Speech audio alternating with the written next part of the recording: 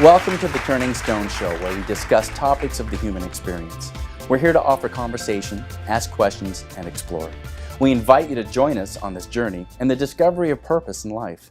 I'm David Marsh, and here with me, as always, is Jesse Farrell and Justin Mamon. Today, we're talking about loss and the healing power of grief. Our special guest is Barbara Mays. She's the author of the soon-to-be-released book, Seasons of Loss, A Walk in the Soul Garden. Barbara experienced the death of her son in 1995, and through the observation of the grieving process, her book was born. Recently, we spent some time with her, and we'd like you to hear her story. John Henry arrived April 24th, 1974.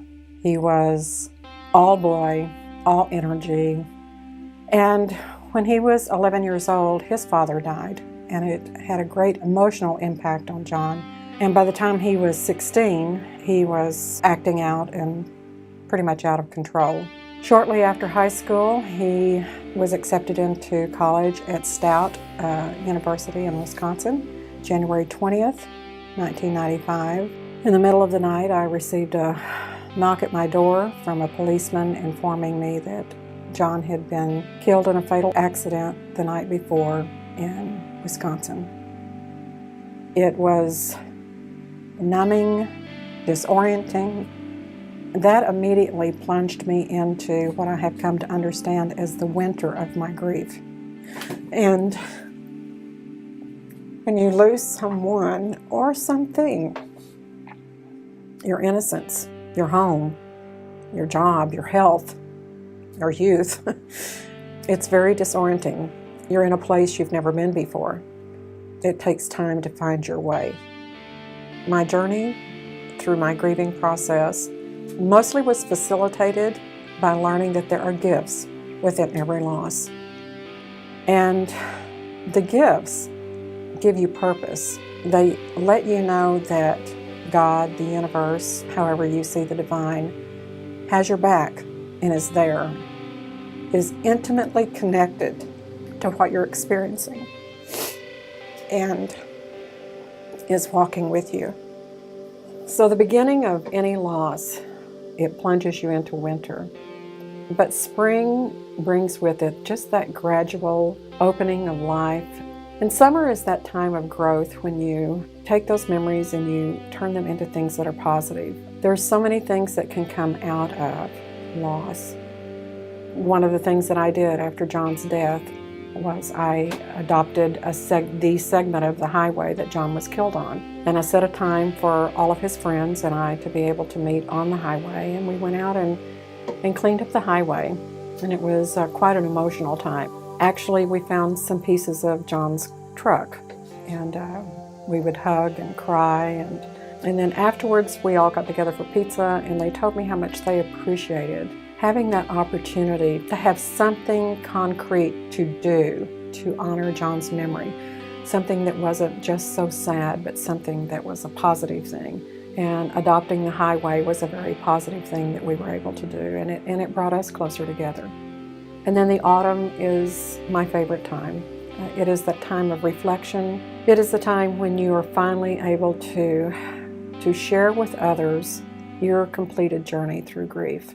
It's the holiday season, the holy days, the days of gathering together and remembering and sharing with one another.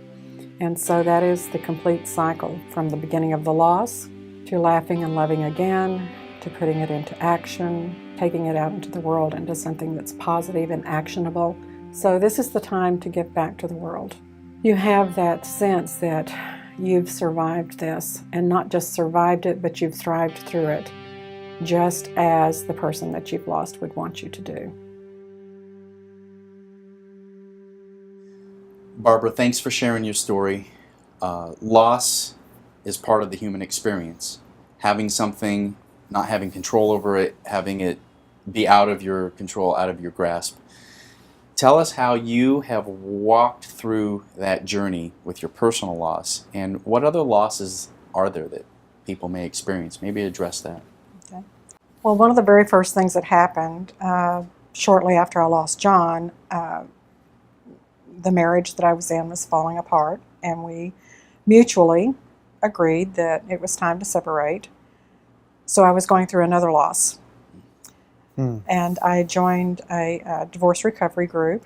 And as I was sitting in those circles and discussing the loss of divorce and the loss of a marriage through divorce, I realized that we all experience the same general things in loss, and that the grieving process is fairly much the same.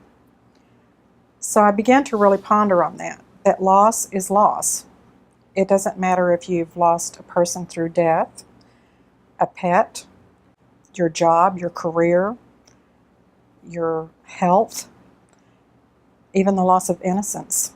A lot of young children have lost innocence.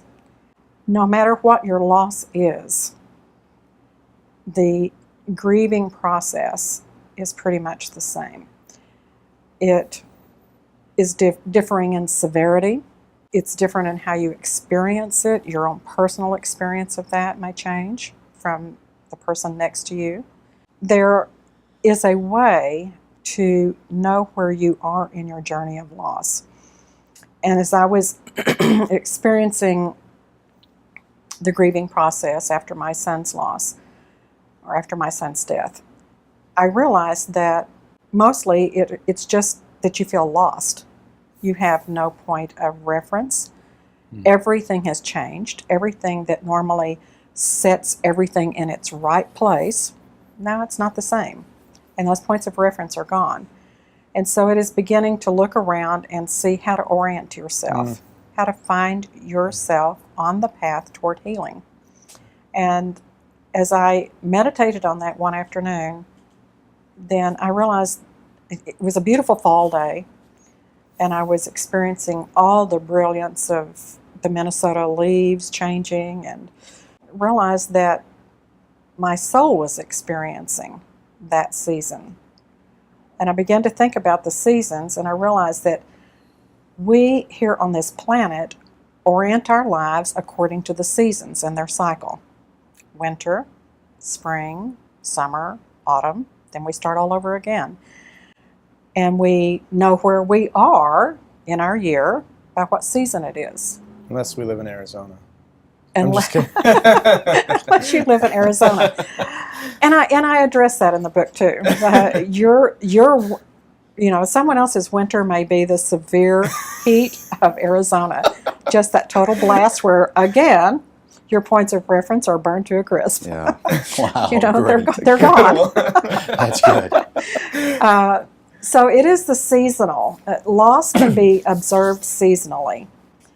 And for the majority of the United States anyway, we experience 4 seasons in some way or another. Winter is generally the time when snow covers the ground, sound is muted, so even the things that you hear have a different sound to them.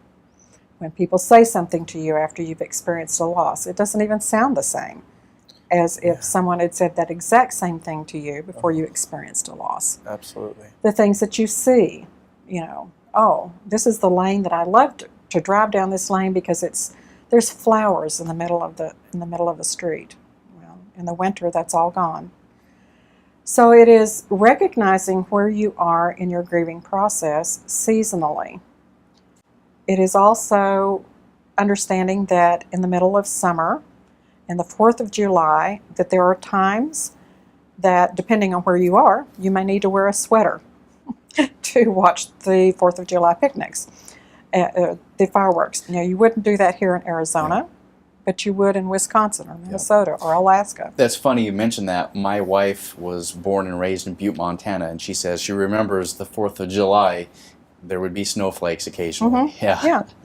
So you can experience all 4 seasons all in one day. But generally speaking, it does follow the pattern.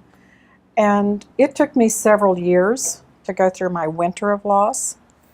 It took me about a year to go through my spring. And then summer and fall just kind of, they were a lot faster. Autumn was the time that I like to linger. It's the time really of reflection. And and looking back over your journey, realizing from that moment that you were thrust into the ice cold, grip of winter when you heard about your loss. And then realizing the first time you laughed again and felt guilty for laughing because, You shouldn't. you shouldn't, Yeah. you were, betraying, the memory of your loved one. And then realizing your loved one would want you to laugh, Yeah. would want you to live again. Yeah. And so it is that springtime whenever you give yourself permission to actually begin to engage in life again. And then summer is just the time where you just begin to grow, you begin to re-engage in life. It's a time also where there's a lot of action. People sometimes create whole groups, focus groups around their particular experience of loss. MAD, Mothers Against Drunk Driving, was, created through that. America's Most Wanted was created around the loss of his son. The Amber Alert. All of these different things were created around loss. And the summer season is the time where you take your loss and you put action to that. And you take it back out into the world to help someone else. I think the viewers need to know that Barbara is the mother of Jesse. And so the loss affected two people on today's episode. And John was Jesse's brother. And so there's a deep connection here. Jesse, how have you integrated the seasons in your life that Barbara's been sharing with us? I call that first whole year just my black year. Like I just remember, that's all I really remember is experiencing that which would be the winter. And I remember songs that I would hear that I would cry. Whitney Houston's "I Will Always Love You" was a predominant song that year. And I remember hearing that song over and over, and that would be, and just going through that whole first year was definitely the winter of my life. And then that slowly, as even I think the space between winter and spring, there's, where it slowly starts to get easier in between even that transition period. And then also just feeling the connection, wanting to have the deeper connection with people. It was really the first time where I experienced wanting to be more deeply connected to my family and my siblings and my children. Probably the end of my winter was I was in a yoga practice. And I remember, actually, I was in my yoga teacher training, and I got to class, and there was nothing I could do. All I could do was actually just be on my mat. And the moment I hit my mat in that yoga practice, I just found myself crying for no reason. And the entire practice until the very end, when we actually went into Savasana, I suddenly remembered, oh, it's January 20th. And so just put it back to, like, even energetically, like, you still just, when you're going through those losses, you just feel them. Yeah. And so I just gave myself space to cry and to be with it, and still knowing that I'm in that particular season of loss. And then the final, I think, season was really moving into the fall season. For me was, I was in a class, and one of our assignments was to create a one-page autobiography for every year of our life. And when I first started, it was just so beautiful, because I pulled out I have this huge tub of pictures, and they're all like in just Ziploc bags. And the first pack of pictures that I pulled out just happened to be all the pictures from John's period of time when he died. Wow. And the funeral, and his truck, and how the truck looked, and the snow on it and everything. And I was like, there's no way, like, I don't even want to go through this right now. But I remember went through the whole tub. Those were the first pictures at the top, and I just went through that packet. And then I set it to the side. And then as I repacked everything, that ended up being at the bottom. And then as I was going through creating, I was, I believe, about 40 at the time. I remember going from 40 down to 30 And then for whatever reason, it was completely not conscious, but definitely very subconscious. I then started from 1 to 20. And then I found myself going 29, 21, 28, 22, 27, 23, 24, and then I was left with 25, which is how old I was when John died. Wow. So it was just very energetically symbolic of, now here I was, there was the last pile of pictures again in that tub, and here it was, now me completing also. And so when I finished that year with the pictures and the experience of that year, I was really able to, even though I still, obviously get very, it's easy to get emotional about it. I was finally able to reach that point of celebration and really like celebrate the time that we did have together and the experiences that we had together, and the fact that the gifts that he was able to give to, my kids. Even though Michaela has never met John, she still has taken the opportunity to visit his gravesite several times and even take pictures and send flowers. Her wanting to be connected to the whole experience of who is John, who is Uncle John, and obviously he was loved and he's missed. And so her wanted to be a part of that. It's beautiful. Thank you for sharing your experience. It's been a journey for you. I know you've had at least the together bond to work through this. How has it been as a family to work through the loss of a sibling, a child? How have you been able to respond and re-support one another? How's the journey been between the two of you? As I have observed each one of them in their grieving process, I have gleaned something from each one of them that goes through that grieving process. And I have a takeaway from each one of my children and have put those in my basket to help me in my grieving process. And I think we've all done that with each other. We've all observed each other, observed how each one of us have experienced it, and have gotten courage, strength, inspiration to go through their own process. So I think it's just mostly just through our observing of each other, and we have talked about it a lot. It has opened lines of communication when sometimes, maybe that communication might not always be there. It's always there when we talk about John. So it has helped us to communicate more deeply as a family. I was going to say, you see that in all human group dynamics. I feel like you see that, probably the most common example in the U.S. is when people refer to 9/11. That loss and that grieving process brought any kind of differences between people in this nation kind of unify them. And I hear the same thing, you say, even when you have difficulty communicating about other things, it's almost like this loss helped bring you guys closer together. Yeah.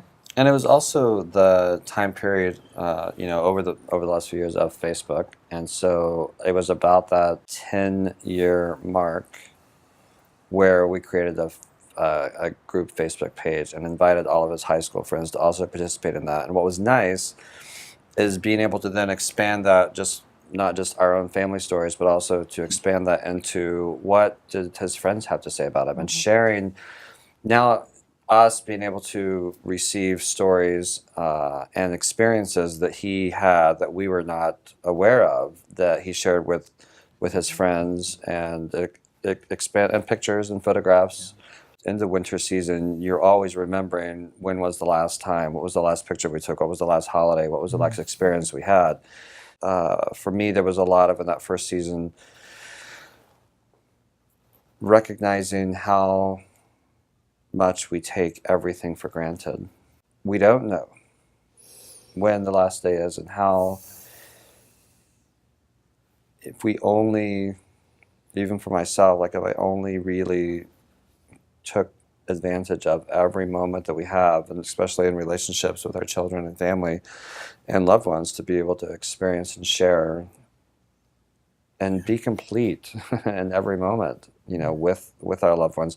It really shifts and changes then I think the gravity of that loss, where it could be a much faster experience of celebration.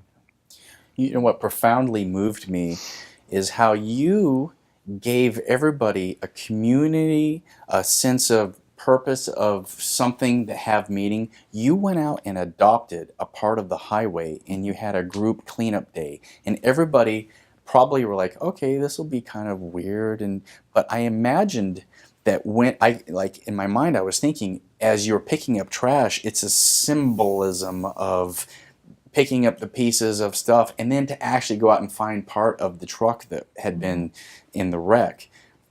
It made me so happy that everybody had a tangible group project to do to kind of give a sense of closure. I loved that, and I thought it was brilliant, because there's so many times, even as Americans, we sit in a funeral service and we're dressed in black and we're expected to not cry, and we're like, I'm so sorry, I'm tearing up. You just lost a loved one. It's a severe tragedy, and you gave a purpose. Talk about the idea of giving an activity to do together as a group. And what was great when you move into that, what was great about that also is that it was also in the spring. And so it was moving, for a lot of people, it was moving into that season. So the snow had melted, and that's why they were doing the cleanup, and that's why there were parts of the truck found that weren't previously found, because it had snowed again right away. And so those wouldn't even been found had it not gone through the season of moving into the next season and having, just symbolically more of that literal completion. season. Yeah. Wow. Yeah. Yeah, the highway cleanup was very pivotal. I think it was one of the pivotal things that helped everybody, whether they were involved in the actual cleanup or not, just knowing it was happening and thinking about that, and then us sharing that. I think it was a pivotal time where we could actually then move on into life and really start reintegrating into life, and letting this be a part of our life experience. Yeah. It was just something that we integrated in. Whereas before that, it was kind of like, it was a memory, it was unpleasant, you either want to go there or you don't want to go there, depending, Yeah. I think bringing people together for a common goal related to the loss really helps people to move through that. Yeah. And I think that's one of the reasons why so many of those organizations were birthed out of that kind of experience. Yeah. The other concept of it being a soul garden, that was part of it too. How do we take care of ourselves during the different seasons? What do we do in a garden in the different seasons? Yeah.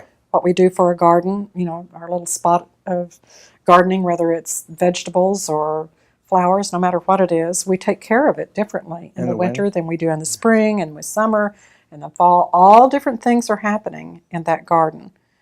In the winter, it is the time for the garden to rest. And that's a really important lesson. Giving ourselves permission to not be so involved, to have that time of quiet, to deepen our spiritual practices, to draw close to us those family members or friends that are the closest to us. Not giving ourselves not permission to go out and just be engaged in a lot of activity. Giving ourselves time, our garden, our soul garden, time to rest and be with that. And then the spring, you began to fertilize the ground and till it up, and there's all kinds of activities going on there. The different things that you do to your garden can transfer to those things that you do for yourself. Yeah. Spring, one of the things that we need to do in the spring for our garden is get out and, put fertilizer or whatever we want to on it, to enrich the soil and prepare it, for the receiving of the seeds, because the ground is still warming. It's not ready for the seed yet. It's still you're just kind of taking a breath, just like your garden, getting ready for seed, getting ready to produce again. It's almost like stretching or warming up. It is up. very much like that. Yeah. Like what people do after after, oftentimes after the holidays, is they find themselves back in the gym or detoxing or cleansing or something like that. Like you're getting your body ready for looking amazing for the summer. Yeah, Which is also absolutely. great. That's a good That's Yeah, great. absolutely. So To be seen. yeah. Yeah. So going through all the different seasons, it isn't just to recognize like the weather patterns you're going through. It's storming or it's sunshiny, but it's also what are you doing to the soil? We have that soil here. What are we doing to our soil to take us through that grieving process? What are we doing to our soul garden? How are we nurturing that and taking care of that? Our relationship our identity is formed through our relationships. And so when we experience loss, our sense of identity is lost. A part of our identity is lost. It is. And so that grieving process is not just grieving what we lost, but it's also grieving a part of ourselves that we lose. It is. And the whole process of grieving is, in effect, a sort of transformation of our identity. As you described the winter, almost like the hibernation of sorts, and then all the way through into the summer, it's when we reveal this transformed self that that has undergone this huge process. And this is ourselves, like this is who we are now. It's really, I've gone through that a few times in my life. It's like, I feel like in our culture too, we feel a sense of urgency to always be in summer, like to go along with that analogy. And I think that we discourage a lot of it has to do with economics too, because we're expected to always be on in our jobs, our careers, and our relationships. I think it discourages people to really be transformed by grief. And we label grief this is a whole different topic, but we label people who are going through grieving processes, a lot of times we label them with clinical depression. And so all of a sudden, what is a normal human process of transformation is a mental illness, and we shut down the process. Right. So I think the fact that you've framed it in a way where it's not only beneficial, it's natural. And I love how you also framed it not just in terms of death as like the ultimate loss, but in all forms of loss that we experience. So that way we can honor that. Yes. It's beautiful. And there's always a growth that comes out of being able to accept and experience loss and be with it, whether it's a job or an end of a relationship or anything. There's always a reason for the seasons, and to be able to really be in the season and to experience it and to accept it is very, very, it's again like letting go of the resistance and actually surrendering into being able to experience the seasons. One thing I wanted to mention that you talked about was having some kind of a ritual that allows you to begin the process of the different seasons. And I was recently on a cruise with my kids and actually sitting in the steam room, and I walked in, these gentlemen were having a conversation. For whatever reason, I started engaging in the gentleman next to me, who happened to be a mortician. And he is Mormon, and in a very small Utah Mormon town, and he's the only mortician for miles and miles around. And so he does everyone from the Native Americans to everyone who lives in the vicinity. And so what he was talking about, which was so interesting, was the different types of rituals that we do have as practices for celebrating the passing on, even like with the Native Americans oftentimes, where they will also kill a horse to have that horse be ready on the other side for the person who has died to carry them on to wherever they're going. But specifically what I really appreciated about his sharing there in the steam room was the experience that Mormons have, which I did not know, which I thought was really beautiful. And it was that what they do, or what they offer, is when their loved one has died and the mortician has completed what they need to complete, is they invite the family to come be the ones who actually dress and prepare their loved one. Wow. And so being able to experience just those final moments of you, it's almost like a wake experience, but being able to experience that kind of completion and preparing your loved one for then the celebration for everyone to be able to experience is a really important part of the process. Yeah. Wow. Like a letting go. Yeah. It's interesting. You were talking about rituals and the very end and what we do to prepare the person to go on to the other side and our part in that. And this is somewhat different, but in the funeral for John Henry, in my book, I have a lot of internal dialogue that I'm sharing in there, and it's like I'm standing there, knowing that everybody is looking at me. And I kept thinking, is there a manual for this that I didn't read? Everybody thinks I'm supposed to know what I'm doing, and I don't. And I was trying to just follow, what the funeral director was telling us we should be doing. But as we were going along, our particular Southern culture and the Northern culture, the Midwestern culture of Wisconsin, which is where John was buried, was at some odds with each other. and I remember standing there thinking, as he was presenting the order of things, that our order would be somewhat different. And there was that struggle in me to want to comply, because we're strangers in a strange land. We're Southerners from Texas, and here we are in Wisconsin. I wanted to comply with that because I didn't want to offend our hosts, but I also realized that the thought occurred to me, this is not a rehearsal, and there are no redos on this. You can't redo this later. Do what is important to you to do right now, because you will never get this opportunity. This is a one-time deal. Do what is important to you now. And so it caused him to really struggle, and we had some conversation around some things that I wanted changed and done differently. But those were important to us. It was important that the family and John's friends experience this exactly the way it needed to be experienced, and it didn't need to follow a script. So that was taking it out of a scripted American Western culture scripting and scripting it in the moment.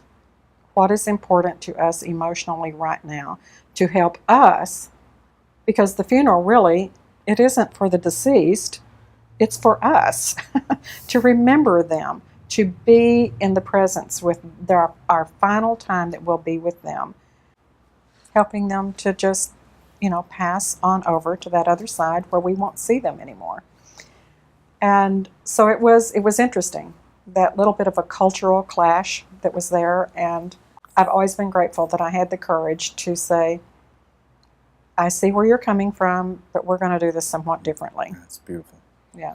And I think as we evolve too as humans, that whole experience of death and funeral versus celebration has really started to shift, where people are beginning to have, if we had to go back, I would much rather have had John cremated rather than having, just the thought of being buried is just such a morbid thought for me, being somewhat claustrophobic. Like, why would you want to be put in a box forever? Like, whoever thought of that? I don't know. It's just weird. Versus actually being able to move back into moved back into earth. Yeah. And even fine funeral homes are moving more into being a celebratory place of experiencing many things, not just death. Yeah. And so opening up their homes to be more than just, this is the only reason you come here is to experience death. Yeah.